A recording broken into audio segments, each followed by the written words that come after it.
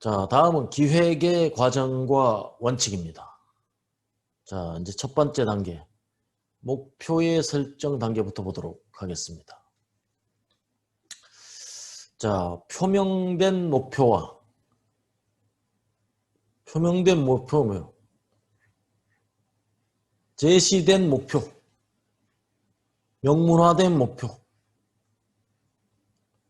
이것과 실제 목표 사이에서 괴리가 있어서는 안 됩니다. 그 다음에 계획된 목표는 문제 해결을 위하여나 지향하는 미래 상태에 비추어 타당성을 확보해야 됩니다.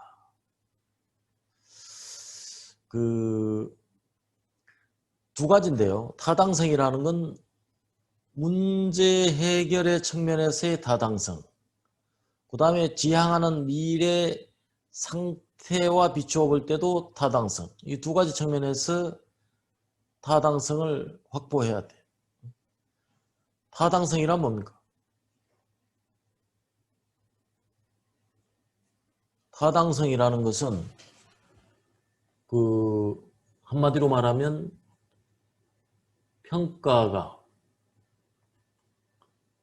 평가하기로 되어 있는 것,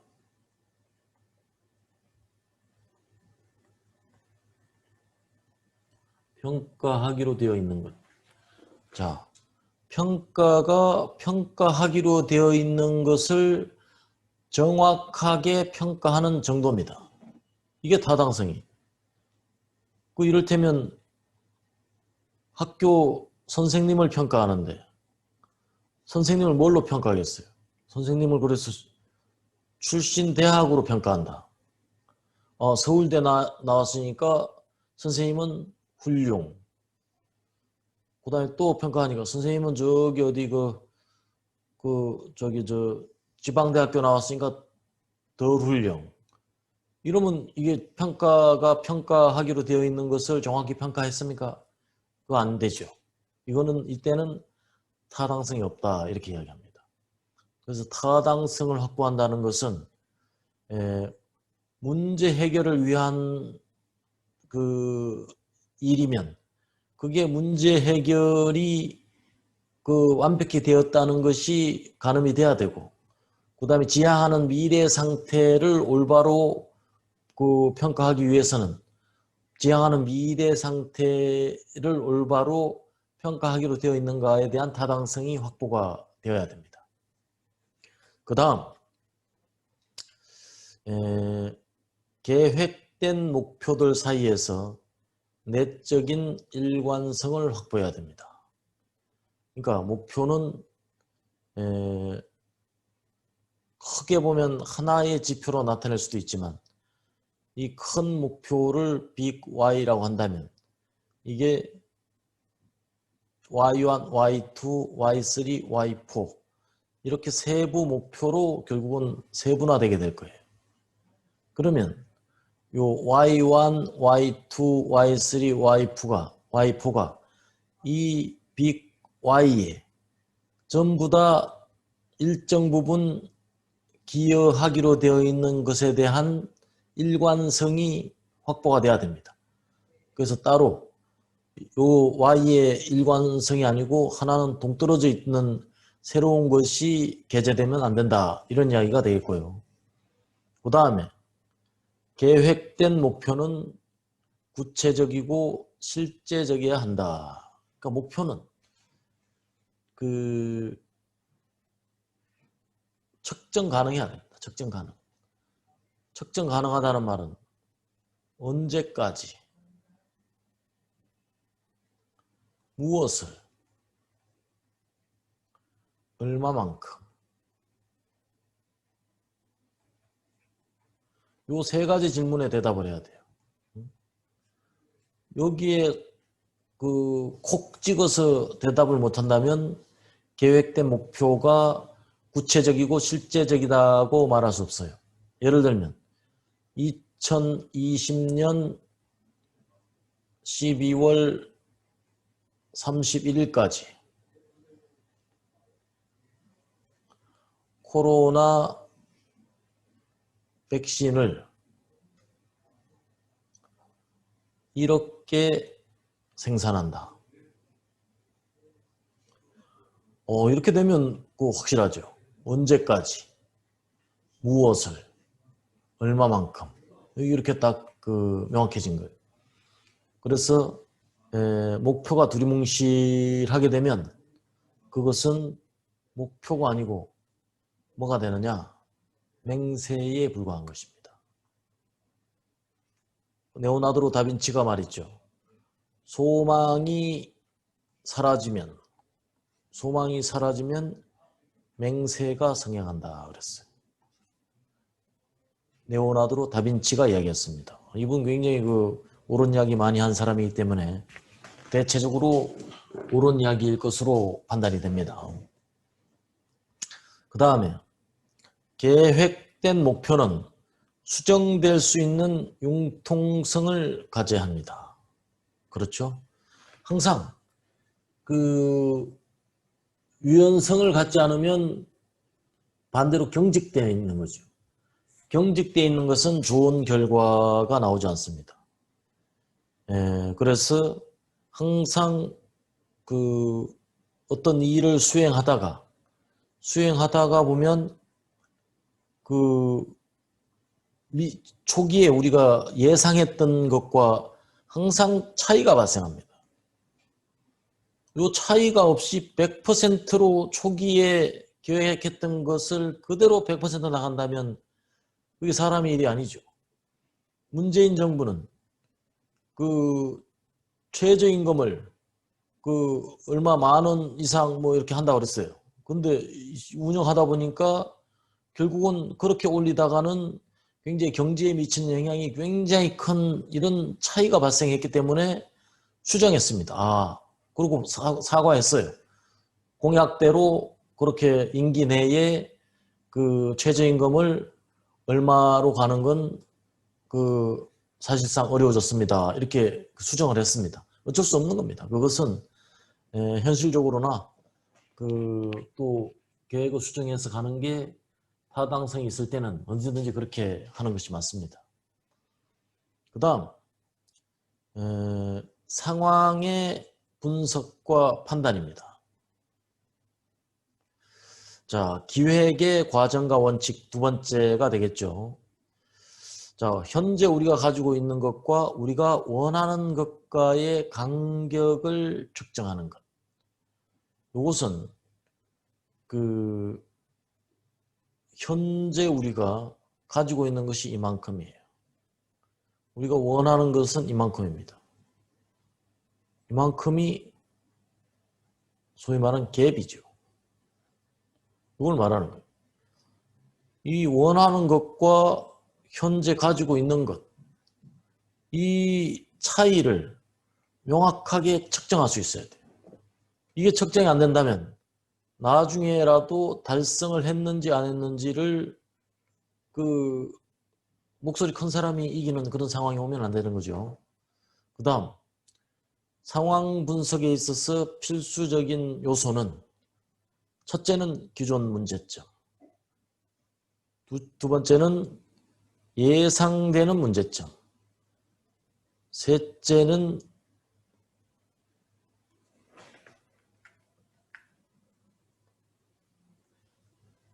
목표 달성의 장애 요인입니다. 그래서 현재 상황을 놓고 분석할 때 이런 세 가지 요소는 꼭 있어야 돼요. 현재 우리가 가지고 있는 이건 현재성이죠. 이건 현재 상황을 말하는 거예요. 보다 예상되는 문제점은 미래 상황을 말하는 거예요. 그 다음에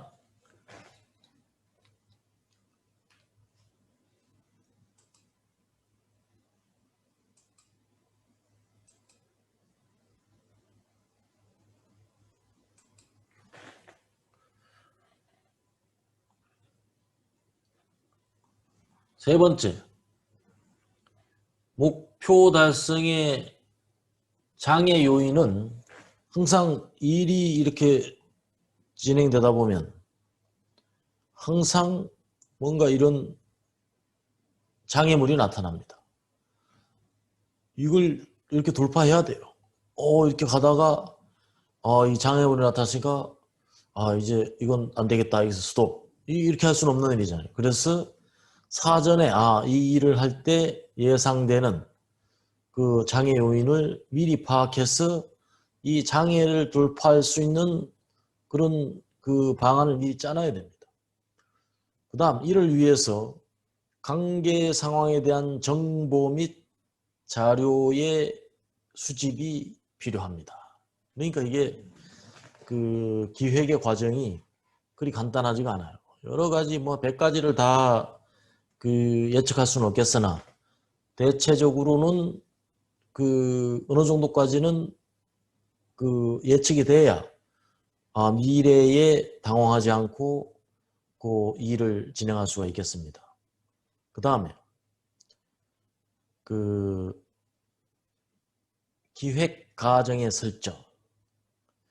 자, 이거 무슨 이야기냐면 기획을 수립하는 과정에서 토대로 삼아야 될 주요 전제사항 또는 전망이 유동적이고 가변적인 것입니다.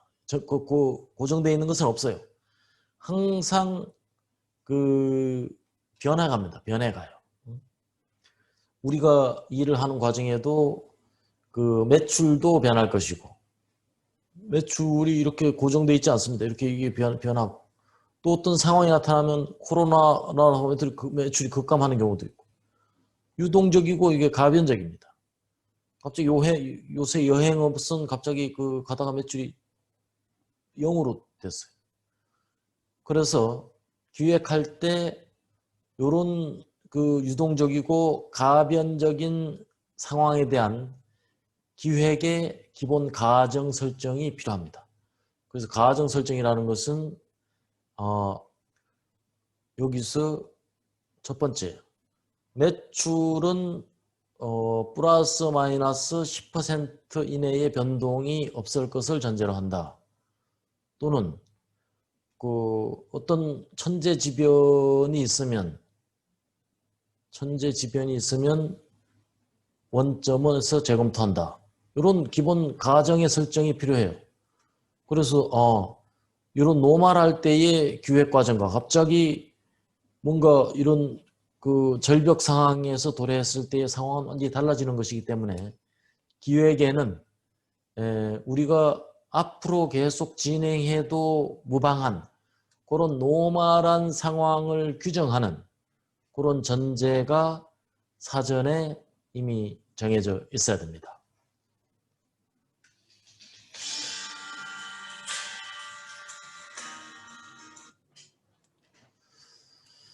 자, 그 다음에 네 번째는 대안 탐색과 평가가 되겠습니다. 자, 여러 개의 가능한 그 대안을 탐색해 볼 필요가 있어요. 그걸 그 유일한 안을 만들어 놓고 평가할 수는 없는 일입니다. 그래서 평가라는 것은 뭐 다양한 방법이 있겠으나 각 그 평가의 어떤 기준이 있어야 돼. 기준. 그래서 첫 번째는 효율성, 그 다음에 성능, 그 다음에 뭐 그 실현 가능성. 그래서 이 각각의 항목들을 웨이트를 주고 웨이트를 갖다가 뭐 이게 10점, 뭐 이게 7점, 이게 5점 이렇게 주고 그 다음에 1안, 2안, 3안 이렇게 평가해야 됩니다. 이게 지금 평가 시트의 그 대표적인 하나의 양식을 지금 샘플로 보고 있는 거죠. 이거는 뭐냐면 크리테리어, 베이스드 매트릭스입니다. 자, 크리테리어라는 건 뭐예요? 이 기준이 이게 지금 그 정해져 있다 이런 얘기죠. 크리테리어가 베이스된 평가 매트릭스다 뭐 이런 이야기죠. 그 다음에 두 번째는 선택 가능한 대안을 광범위하게 탐색하는 노력이 필요합니다. 또 대안을 도출한 근거죠. 대안을 도출한 기준. 그래서 이 기준은 기획 담당자의 조직이나 과거의 경험 또는 조직이 취해온 신뢰의 과거 사례에 부합해야 됩니다. 그래서 전혀 가보지 않은 전인 미답의 어떤 그런 기준을 가지고 뭐 이렇게 평가를 하면 이 모두 그 불확실함에 노출되고 또 불확실성에 노출되는 거죠. 그래서 그런 불확실성에 이 노출되지 않기 위해서는 역시 과거의 경험이나 이런 이미 실행했던 성공했던 그런 경험에 비추어 보는 것이 가장 타당합니다. 그래서 이런 상황이나 여건은 항상 변화되는 속성을 가지고 있어요. 변화의 속성을 가지고 있어요. 그래서 선례가 중요합니다.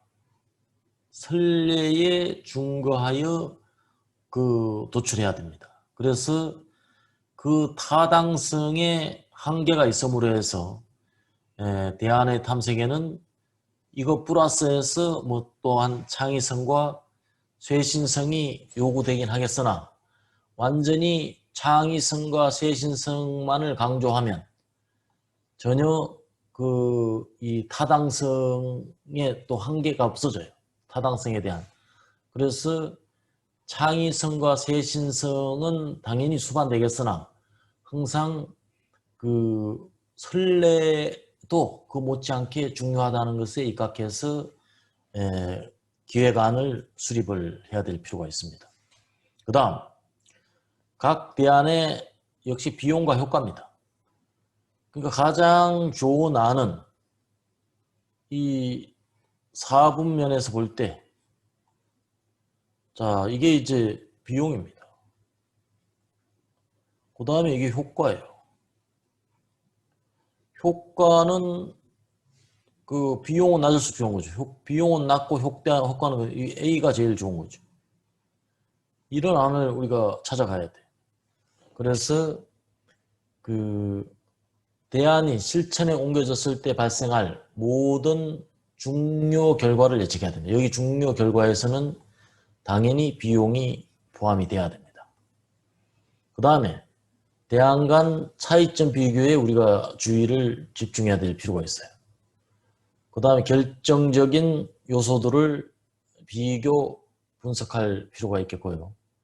그 다음에 한계적 분석을 우리 병행해서 수행해야 될 필요가 있습니다. 한계적 분석이라는 것은 어떤 리미트,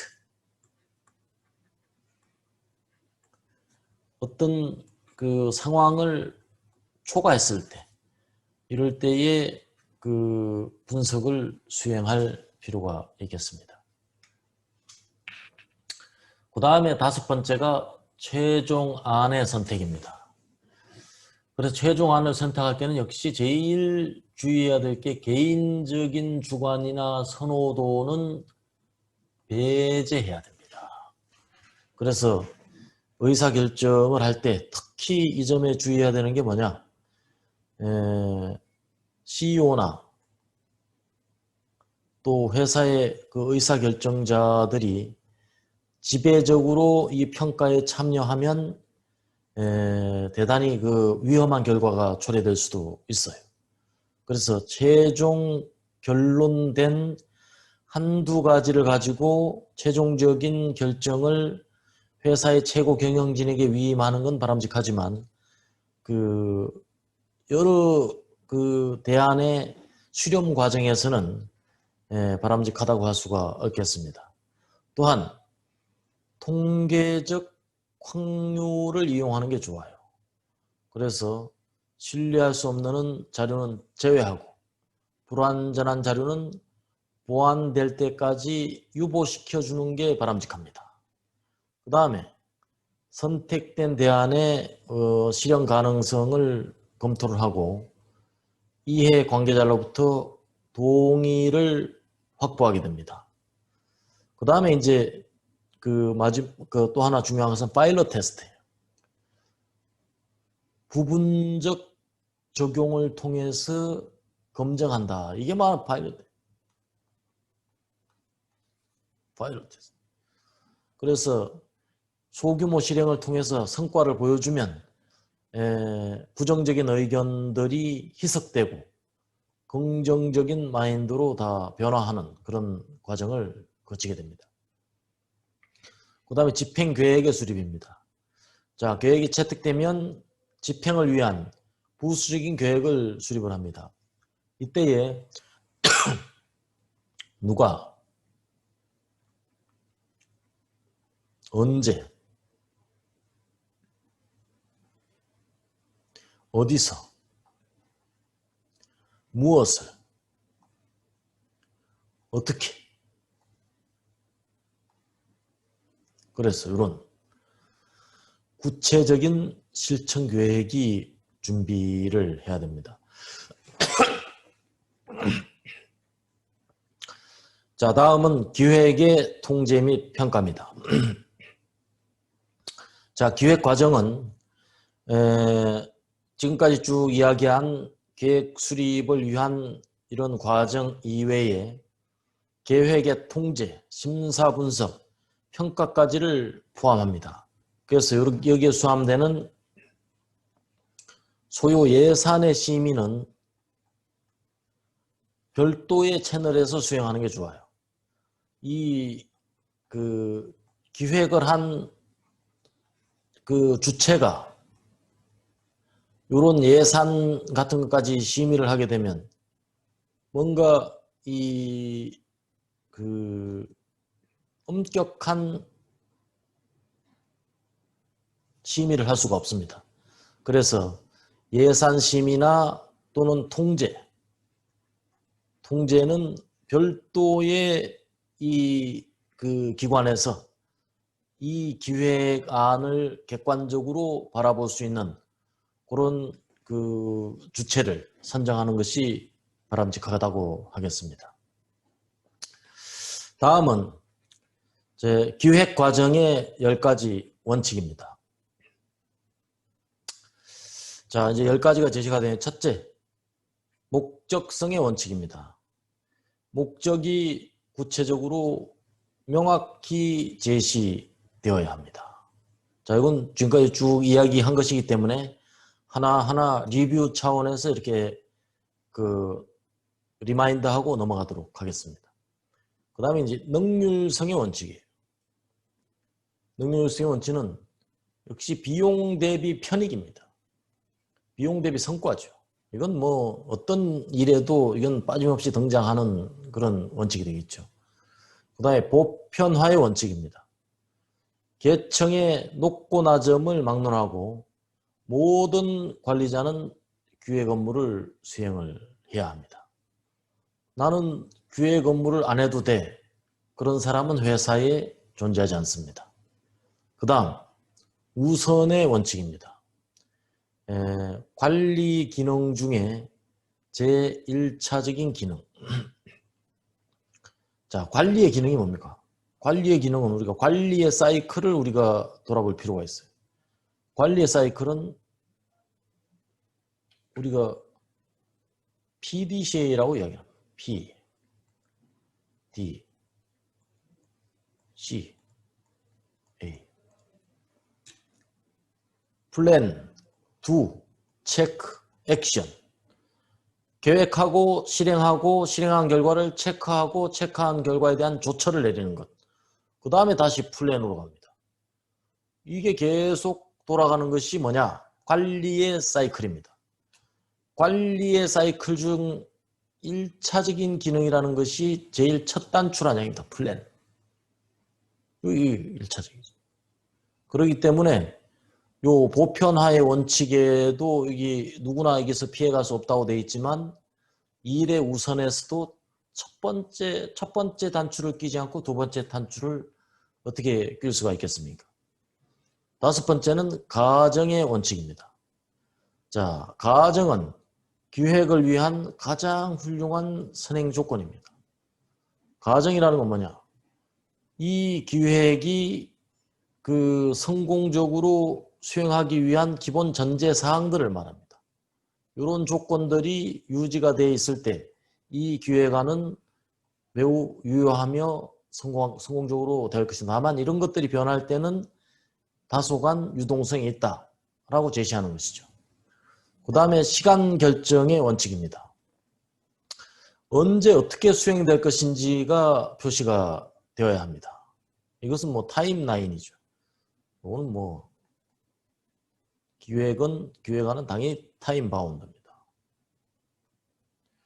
그 다음에 의사 전달의 원칙입니다. 기획자는 담당 기획에 대하여 충분한 정보를 가지고 있어야 됩니다. 그리고 타 기획자와 의사소통이 이루어져야 됩니다. 독불장군은 여기서 제일 필요 없는 존재. 그래서 회사에 이런 여러 가지 유기적인 그 정보 전달자들이 있어요. 서로 상호 간에 소통이 돼야 돼요. 쌍방향으로 소통이 돼야 됩니다. 이렇게 소통이 돼야 되고 또 이렇게 소통이 돼야 됩니다. 그 다음 대안의 원칙입니다. 대안의 발굴 및 선택을 하는 활동. 그래서 기획을 할 때는 항상 그 1안, 2안, 선택적 옵션이 여러 개가 마련돼야 됩니다. 유일한 것을 마련해 놓고 할래요 말래요 이렇게 물어보는 것은 방법이 아닌 것입니다. 그래서 소위 말하는 스트래티직 옵션, 대안을 발굴하고 선택을 하는 활동입니다. 그 다음에 공약의 원칙입니다. 공식적으로 실천할 행동 노선을 결정하는 것. 이거는 공약이나 마찬가지. 그래서 이런 그 전략을 수립하고 실행할 때는 항상 미션 스테이트먼트.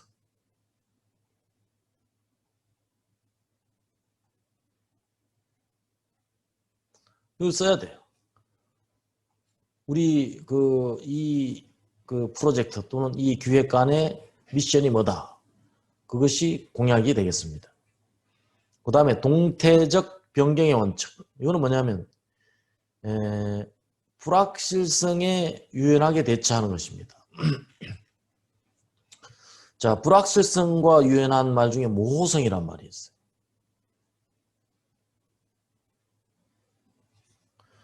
그럼 모호성은 뭐고 불확실성은 뭐냐? 경영학자 중에서 유명한 톰 피터스라는 사람이 있어요. 톰 피터스가 말한 그 잠깐 인용하면 불확실성이라는 것은 쿠바 연안에 그 탐사를 해서 탄화수소, 즉 석유죠. 석유가 나올 확률은 12%에서 16%에 달한다. 이렇게 말하는 게 불확실성이다. 이렇게 이야기합니다. 이게 불확실성이에요. 거기에 비해서 모호성은 쿠바 연안이 어디고 도대체 12%가 뭐고 16%는 뭐냐 이렇게 묻는 것이 모호성이라고 해요. 그러니까 여기서 말한 불확실성은 이미 항목이나 이런 것은 명확하다는 이야기죠. 모호성에서는 벗어난 거예요. 그래서 불확실성은 그래도 확률적인 불확실성이라고 봐야 돼요. 성공의 확률이 얼마에서 얼마, 주로 확률적 증거에 의한 그런 느낌이 불확실성이라고 할 수가 있겠습니다. 그래서 기획서라는 것은 기획을 실현하기 위한 최종 산출물을 우리가 기획서라고 합니다. 자, 아이디어들이 소재가 되고 이를 정보와 데이터로 가공을 합니다. 그래서 지식이라는 부품이 됩니다. 이런 부품이 그 기획서라는 제품을 만들어내는 것입니다. 이게 참 재밌는 말이죠. 자, 기획서라는 이 제품은 무엇이 조립된 거예요. 이게 무슨 지식 1, 지식 2, 지식 3. 그러니까 지식이라는 부품이 그 조립된 형태가 기획서다 이런 이야기죠. 그럼 지식은 뭐예요? 지식은 애초에 그 아이디어다. 이 아이디어는 뭐예요? 아이디어가 결국은 그 하나의 정보라는, 또 데이터라는, 정보와 데이터라는 것이 그 바탕이 돼서 지식이 된 거죠. 그래서 이 지식들이 모여서 기획서가 되었다 이런 이야기입니다.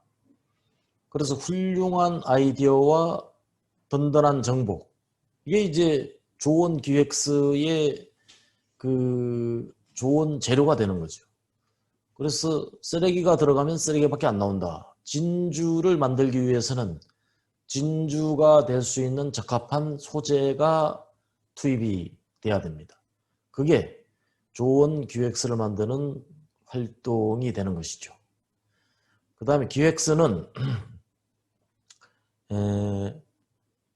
설득을 전제로 한 문서입니다. 자기 혼자 보기 위한 문서가 아니에요. 그래서 기획서는 결제를 전제로 합니다. 결제. 그래서 결제가 전제된다는 건 의사결정자가 따로 있다는 얘기죠. 그래서 의사결정자를 설득시켜야 돼요.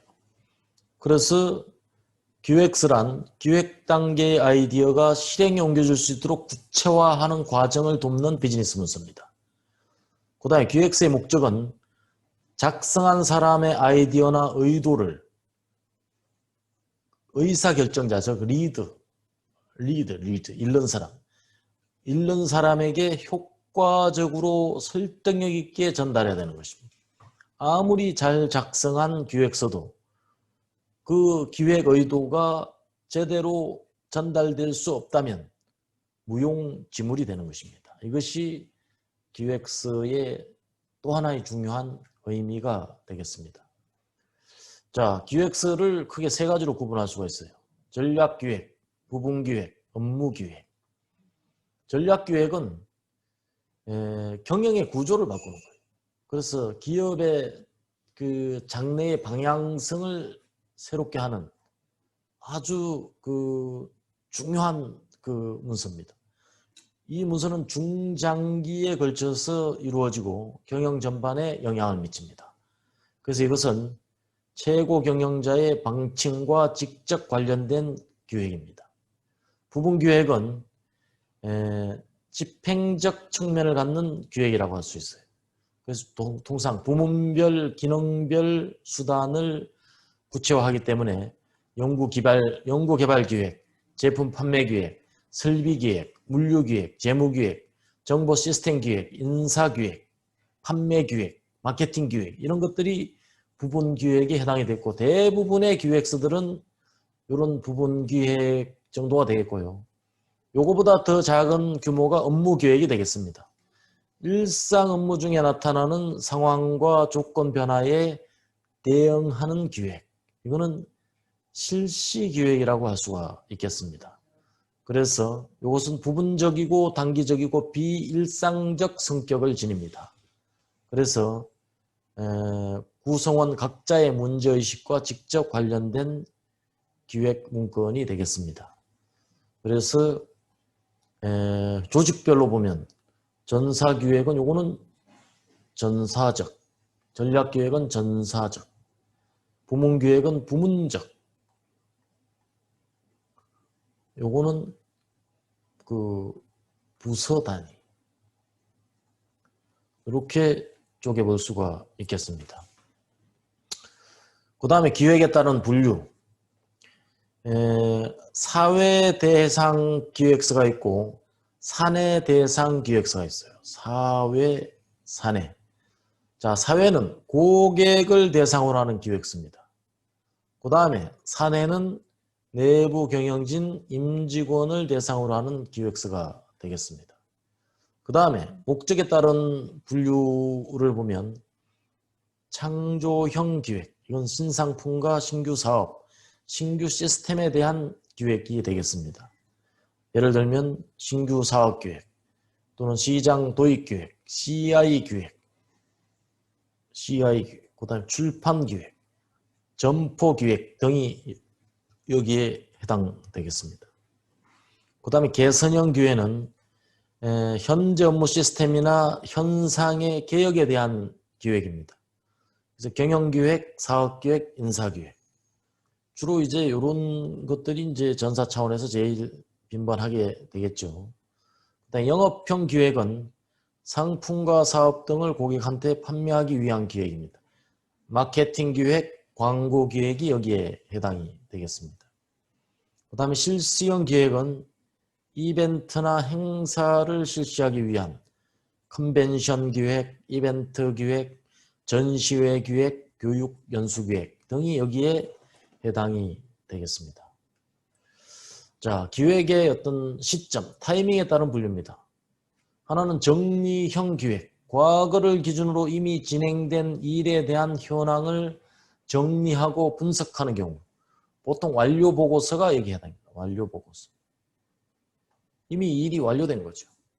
그 다음에 예측형 기획은 앞으로 진행될 일에 대해 예상하는 경우가 되겠습니다. 그 다음에 동기에 대한 분류. 지시형, 동기형, 제한형이 있겠습니다. 지시형은 상사가 부하 직원에게 과제를 지시하고 기획을 요구하는 경우. 김대리, 고객이 우리 제품에 대한 선호도가 어떤지 조사해서 보고하시오. 이것은 지시형 기획입니다. 동기형 기획은 사원 스스로 문제의식을 느끼고 자발적으로 작성하는 경우. 가만히 보니까 지금 김대리 입장에서 보니까 시장이 지금 매출이 지금 줄고 있어요. 그래서 이거의 원인이 뭔지 살펴봐야 되겠다. 그래서 독자적으로 이 원인을 들여다보고 대안을 입안하는 이런 것이 동기형 기획이 되겠습니다. 이런 일을 잘하는 사람이 미래에 출세하게 됩니다. 왜냐? 시키지 않아도 하니까. 그 다음에 제안형 기획. 영업활동의 일환으로 고객에게 상품, 사업 등을 제안하는 경우 주로 이제 상품 설명회 이런 것들이 여기에 해당이 되겠습니다. 그 다음에 이제 기획서와 일반 문서와의 차이가 되겠는데요. 몇 가지 카테고리를 나눠서 첫째, 필요성적인 측면에서는 일반 문서는 업무 진행에 필수적입니다.